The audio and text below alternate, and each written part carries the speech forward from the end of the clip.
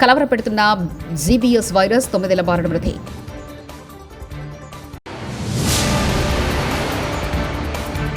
Telangana assembly ప్రత్యేక సమావేశం. కులగణన, ఎస్సీ వర్గీకరణపై సీఎం రేవంత్ రెడ్డి ప్రకటన.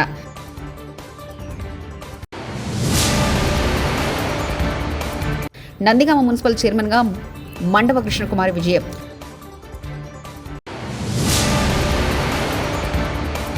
శంషాబాద్ ఎయిర్పోర్టులో గొంగడి త్రిషకు ఘన స్వాగతం. జీబీఎస్ అనే కొత్త వైరస్ బారిన పడి 9 ఏళ్ల బాలుడు మృతి చెందడంపై సర్వత్రా ఆందోళన నెలకొల్పుతుంది. దేశంలో మహారాష్ట్ర, పశ్చిమ బెంగాల్ రాష్ట్రాల అనంతరం జీబీఎస్ అనే కొత్త రకం వైరస్ రాష్ట్రంలో వెలుగు చూసింది. తిరువల్లూరు సమీపంలో తిరువూరు ఎంజీఆర్ నగర్కు చెందిన ప్రేమ్ కుమార్ కుమారుడైన 9 సంవత్సరాల వైదీశ్వరన్ అదే ప్రాంతంలో ఉన్న ప్రభుత్వ అధిద్రావిడుల సంక్షేమ పాఠశాలలో 4వ తరగతి చదువుతున్నారు. గత నెల 22వ తేదీన ఉదయం ఇంటి నుంచి పాఠశాలకు బయలుదేరగా వైదీశ్వరన్ కాళ్లు కదపలేక ఇబ్బందులు పాలయ్యాడు. నందిగామలో 3 రోజుల ఉత్కంఠకు ఎట్టకేలకు తెరపడింది. నందిగామ మున్సిపల్ చైర్మన్గా మండవ కృష్ణకుమారి ఎన్నికయ్యారు. టీడీపీకి 15, వైసీపీకి అనుకూలంగా 3 ఓట్లు పడడంతో కృష్ణకుమారి విజయం సాధించినట్లు అధికారులు ప్రకటించారు. టీడీపీ అధిష్టాన ఆదేశాలతో కృష్ణకుమారికి మద్దతుగా ఎమ్మెల్యే, ఇతర సభ్యులు ఓటేశారు. మున్సిపల్ చైర్మన్గా ఎన్నికైన కృష్ణకుమారికి ఎమ్మెల్యే తంగిరాల సౌమ్య, ఇతర సభ్యులు అభినందనలు తెలిపారు. గత 3 రోజులుగా నందిగామ మున్సిపల్ చైర్మన్ ఎన్నికకు సంబంధించి రాష్ట్ర వ్యాప్తంగా చర్చనీయాంశంగా మారింది. మొదటి నుంచి టీడీపీ ప్రతినిధిగా ఎమ్మెల్యేగా తంగిరాల సౌమ్య కొనసాగుతున్న విషయం తెలిసిందే. తెలంగాణలో రైల్వే ప్రాజెక్టులపై కేంద్ర రైల్వే శాఖ మంత్రి అశ్విని వైష్ణవ్ కీలక ప్రకటన చేశారు. తెలంగాణలో రైల్వే ప్రాజెక్టుల కోసం కేంద్రం భారీగా నిధులు కేటాయించినట్లు చెప్పారు. తాజా కేంద్ర బడ్జెట్లో తెలంగాణ రైల్వే ప్రాజెక్టులకు మొత్తం 5,337 కోట్లు కేటాయించినట్లు తెలిపారు.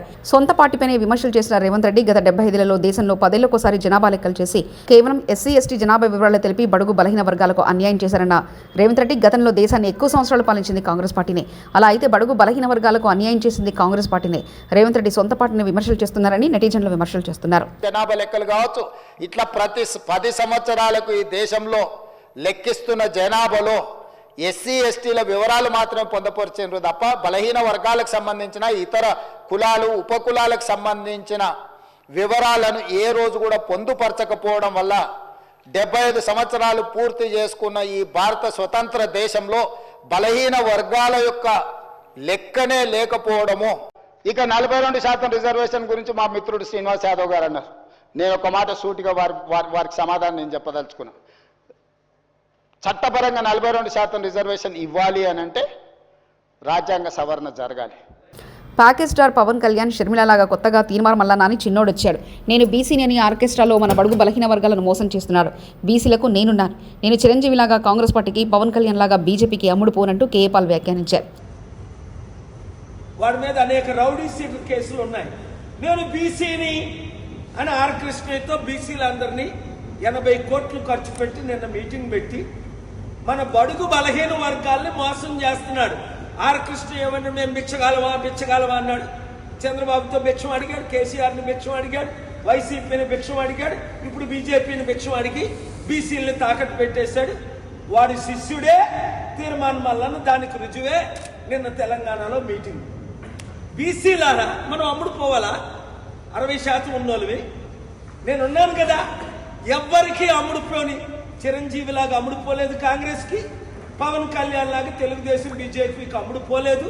ఎంత పెద్ద పదవులు ఇస్తానన్నా సరెండర్ అవ్వలేదు. 2 రోజుల క్రితం మంత్రి ఉత్తమ్ కుమార్ రెడ్డి చెప్పిన కులగణన వివరాలని ఇప్పుడు శాసన మండలిలో బట్టి విక్రమార్క చెప్పి మమ అనిపించారు. కానీ ఈ కులగణన వివరాలతో స్థానిక సంస్థల ఎన్నికల్లో ఉద్యోగుల్లో బీసీలకు రిజర్వేషన్లు కల్పిస్తామని కాంగ్రెస్ పార్టీ చెప్పడం లేదంటూ ఎమ్మెల్సీ కల్వకుంట్ల కవిత వ్యాఖ్యానించారు. ఈరోజు అసెంబ్లీలో ఆ డేటాతోని ప్రభుత్వం ఏం చేయబోతుందనే ప్లాన్ ఆఫ్ యాక్షన్ ఇస్తామని అనుకున్నాం. అయితే ఓన్లీ స్టేట్మెంట్ మొన్న ఉత్తమ్ కుమార్ రెడ్డి గారు ప్రెస్ మీట్లో చదివిందే మళ్ళీ ఇవాళ స్టేట్మెంట్ చదివేసి అయిపోయింది అని మమ అనిపించేస్తే దీంతో ఏం చేయబోతా ఉన్నారు? ఈ డేటాతోని మీరు ఇదివరకు ఎలక్షన్లో ప్రతిపాదించినట్టుగా, ఎలక్షన్లో వాగ్దానం చేసినట్టుగా బీసీలకు రిజర్వేషన్లు ఇచ్చి ఎన్నికలకు వెళ్తారా, లేకపోతే విద్యా, ఉపాధి, ఉద్యోగ అవకాశాల్లో ఈ రిజర్వేషన్లు అమలు చేస్తారా? ఇందులో వచ్చినటువంటి జనాభాలో సపరేట్గా ఓసీ, బీసీ, అది బీసీలో ఉండేటటువంటి ముస్లిమ్స్ని సపరేట్గా చేసి సంఖ్య తక్కువ చేసి చూపించడం జరుగుతుంది అధ్యక్ష. సో వీళ్ళు ప్లాన్ చేసేటప్పుడు ఏం చేస్తారని ఒక ప్లాన్ ఆఫ్ యాక్షన్ చెప్తారని చెప్పి అనుకున్నాం. రెండోది అధ్యక్ష, హిందూ బీసీలు, ముస్లిం బీసీలు అని కొత్త పదం పెట్టారు. అసలు ఇలాంటి పదాలు రాజ్యాంగం ఒప్పుకుంటుందా? అధ్యక్ష, హిందూ బీసీ, ముస్లిం బీసీ అని వాడారని హైకోర్టులో కానీ సుప్రీంకోర్టులో కానీ ఎవరైనా పిటిషన్ వేస్తే వారం రోజుల్లో కులగణన కొట్టేస్తారంటూ బీజేపీ ఎమ్మెల్యే పాయల్ శంకర్ వ్యాఖ్యానించారు. ఈ రిపోర్టు మీరు బయట పెట్టి రేపు బీసీలకు ఎట్లా న్యాయం చేస్తారు అధ్యక్ష? హిందూ బీసీలు, ముస్లిం బీసీలు, అసలు ఈ రకంగా బీసీలు ఉంటారా? బీసీలు అనే పదం ఇది ఎక్కడైతే మీరు ఈ ప్రపంచంలో ఎక్కడ లేనటువంటి ఈ పదాన్ని మీరు జోడించిండ్రో ఇదొక్కటి రావాధ్యక్ష కోర్టులు కొట్టేటందుకు. ఇక రావాధ్యక్ష రిజర్వేషన్లు రావాధ్యక్ష కోర్టు ఒక్కసారి హైకోర్టు అయినా సుప్రీంకోర్టు అయినా హిందూ బీసీ ముస్లిం బీసీ అనే పదం వాడిండ్రు అని ఒక్కసారి మామూలు వ్యక్తి ఒక పిటిషన్ ఎత్తే అధ్యక్ష వారం రోజులు ఇది కొట్లు పోతాయి అధ్యక్ష. గత ప్రభుత్వ సమగ్ర కుటుంబ సర్వేను అనౌన్స్ చేయలేదంటూ శాసనమండలి సాక్షిగా అబద్దాలు చెప్పిన బట్టి విక్రమార్క అబద్దం. సమగ్ర కుటుంబ సర్వేకు సంబంధించి అఫీషియల్ డేటాను మీరు అనౌన్స్ చేయలేదు. డిప్యూటీ సీఎం బట్టి విక్రమార్క వాస్తవం సమగ్ర కుటుంబ సర్వే వివరాలు వెబ్సైట్లో పెట్టారు. మంత్రి బట్టి కింద ఉన్న ప్లానింగ్ శాఖ వల్లే వెబ్సైట్లో పెట్టారంటూ ఎమ్మెల్సీ బండ ప్రకాష్ వ్యాఖ్యానించారు. అందుబాటులో ఉన్నటువంటి సైంటిఫిక్ సర్వే ప్రకారం జరిగినటువంటి జనాభా లెక్కల అంశం ఏదంటే 2011 సంబంధించిన సెన్సస్ సంబంధించిన జనాభా లెక్క సర్వే జరగలేదు, ఏమీ లేదు, డేటా లేదు అని చెప్పడం సరైనది కాదు సార్. సార్ వారు కూడా ఇప్పుడు ప్లానింగ్ శాఖ అనేది వారి ఆధీనంలో ఉన్న శాఖనే సార్. నేను ఇప్పుడు చూపెడుతున్నది దిస్ ఈజ్ ప్లానింగ్ శాఖ పెట్టిన రిపోర్ట్. ఇది ఎంసీఆర్ హెచ్ఆర్డీలో ప్లానింగ్ శాఖ intensive house hold survey HIS సమగ్ర కుటుంబ survey planning department Telangana state.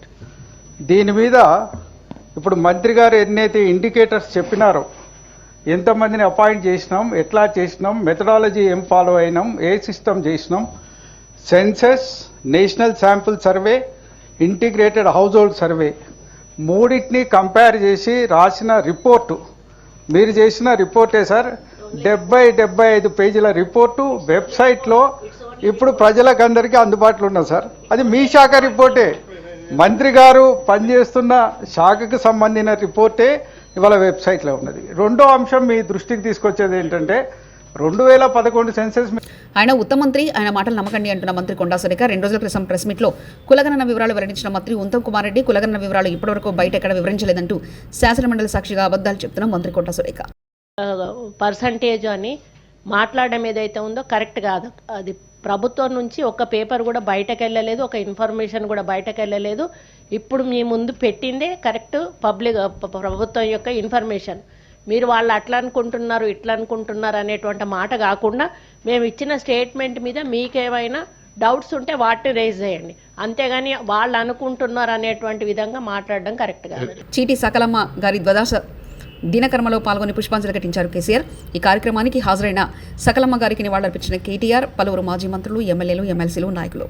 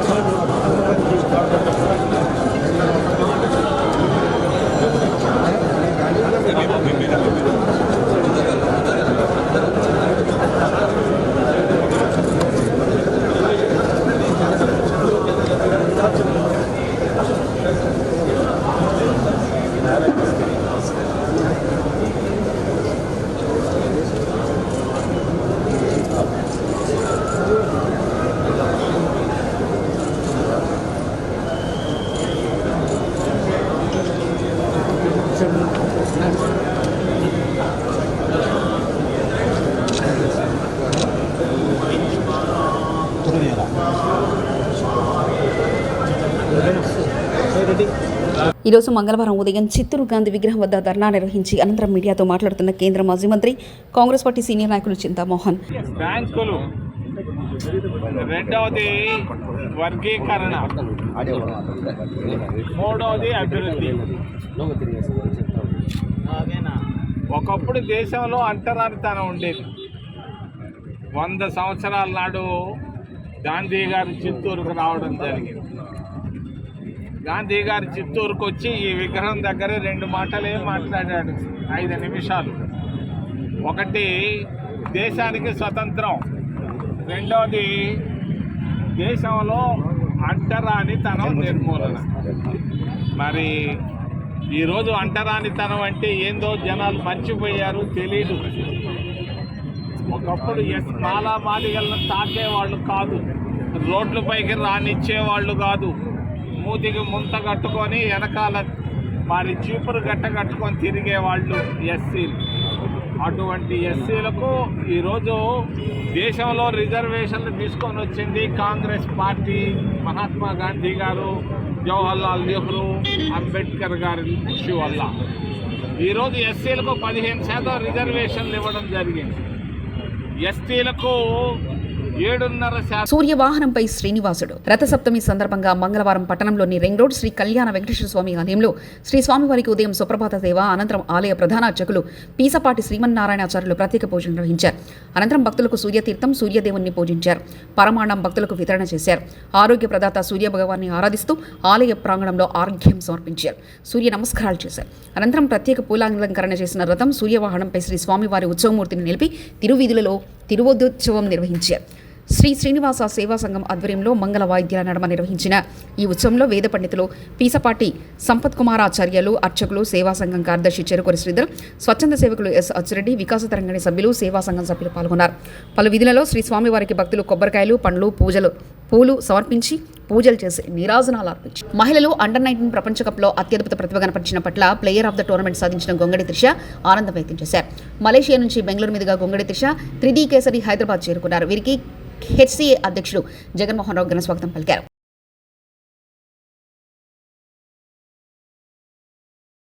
కూడా ఆడాను, కానీ లాస్ట్ 3 runs ఉన్నప్పుడు అవుట్ అయ్యాను ఫైనల్స్లో. ఈసారి వాట్ ఎవర్ ఐ గాట్, నేను నా బెస్ట్ ఇవ్వాలనుకున్నా, ఇచ్చాను. ప్లస్ ఆ ఫైనల్ రన్ కూడా కొట్టి రావాలనుకున్నా, సో నాట్ అవుట్ వచ్చా. మితాలీది ఆఫ్ కోర్స్, బికాజ్ ఆమెను చూస్తూ పెరిగాము, సో యా ఎప్పుడు ఆమె ఉంటుంది.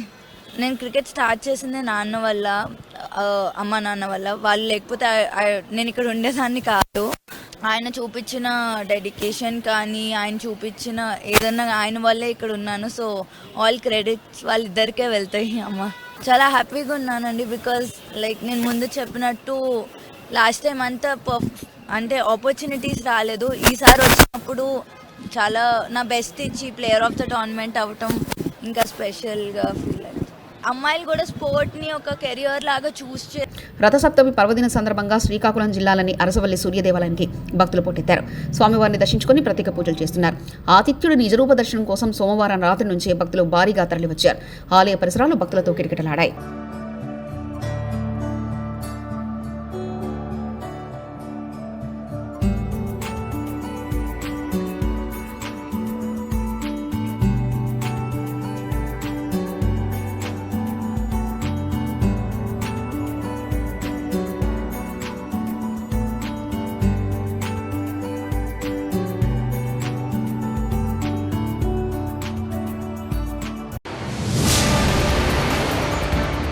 కలవరపెడుతున్న జీబీఎస్ వైరస్ 9 ఏళ్ల బాలుడు మృతి.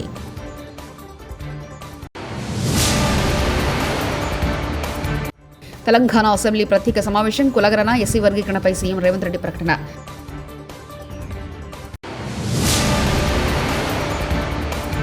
నందిగామ మున్సిపల్ చైర్మన్గా మండవ కృష్ణకుమారి విజయం.